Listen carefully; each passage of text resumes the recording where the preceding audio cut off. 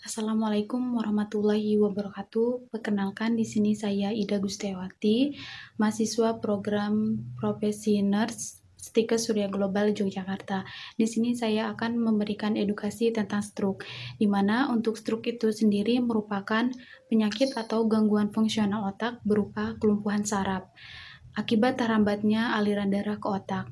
Secara sederhana, stroke didefinisikan sebagai penyakit atau akibat terhentinya suplai darah ke otak karena terjadinya sumbatan atau perdarahan.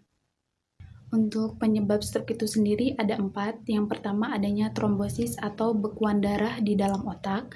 Untuk yang kedua adanya embolisme cerebral, di mana adanya bekuan darah atau material lain yang dibawa ke otak. Untuk yang ketiga adanya iskemi atau penurunan aliran darah ke otak. Untuk yang keempat adanya hemoragi cerebral, di mana adanya pecahnya pembuluh darah cerebral dengan perdarahan ke jaringan otak atau di ruang otak tersebut. Adapun tips mudah untuk mengenali gejala-gejala stroke, di mana yang pertama adalah dengan ingat slogan segera ke RS. Untuk se-nya itu, senyumnya itu tidak simetris atau melonjong ke salah satu sisi wajah. Untuk yang ge-nya itu adanya gerakan separuh anggota tubuhnya itu melemah secara tiba-tiba. Untuk yang ra, bicaranya itu pelo atau tiba-tiba tidak dapat jelas atau bicaranya tidak jelas dengan mengucapkan kata-kata tidak nyambung. Untuk yang ke-nya itu kebas atau tebal,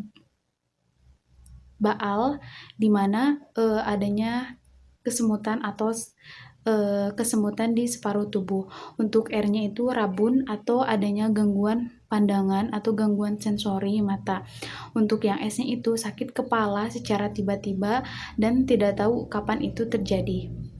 Untuk jenis-jenis stroke di sini ada 2. Yang pertama ada stroke iskemik, di mana stroke iskemik di sini sering disebut stroke sumbatan atau stroke yang paling sering terjadi.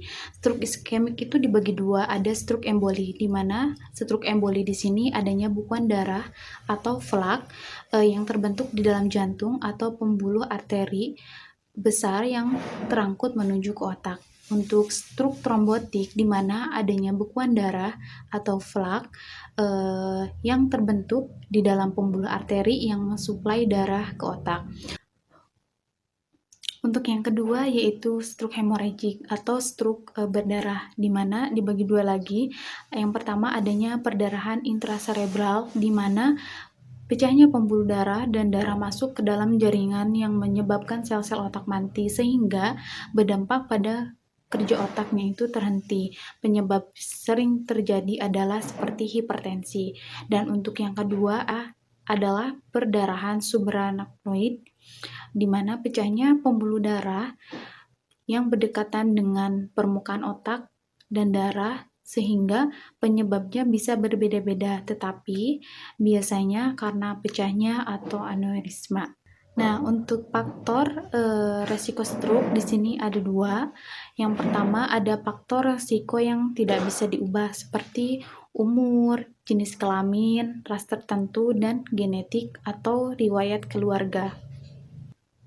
Untuk faktor resiko stroke yang kedua yaitu faktor resiko yang bisa diubah. Yang pertama seperti hipertensi, diabetes mellitus, obesitas, merokok, stres mental atau fisik, konsumsi alkohol, kurangnya aktivitas fisik, penyalahgunaan obat. Selain itu juga penyakit jantung, riwayat penyakit stroke di keluarganya.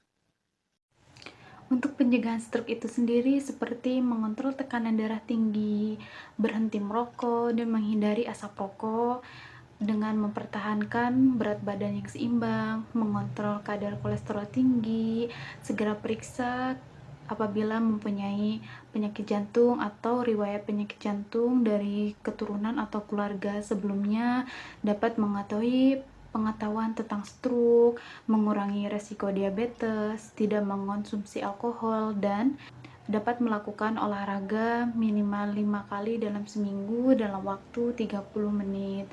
Makan makanan yang sehat dan bergizi seperti lauk, sayur mayur, dan buah-buahan. Sekian video edukasi dari saya, semoga bermanfaat. Wabillahi taufiq wa hidayah. Wassalamualaikum warahmatullahi wabarakatuh.